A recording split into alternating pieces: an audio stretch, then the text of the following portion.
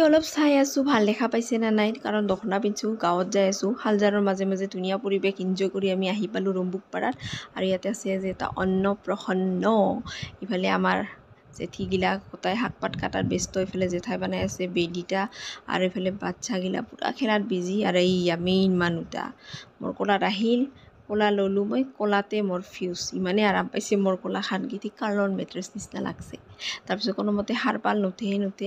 পিছত ফ্ৰেছ কৰাই ড্ৰেছ পিন্ধাই এইবাৰ অন্নপ্ৰসন্নৰ পৰ্ব আৰম্ভ লগে লগে ড্ৰেছ চেঞ্জ ইমান বেলেগ গৰম কি ক'ম আৰু ইফালে আমাৰ বৌগিলা অলপ বিজি জঙা থঙা খোৱাত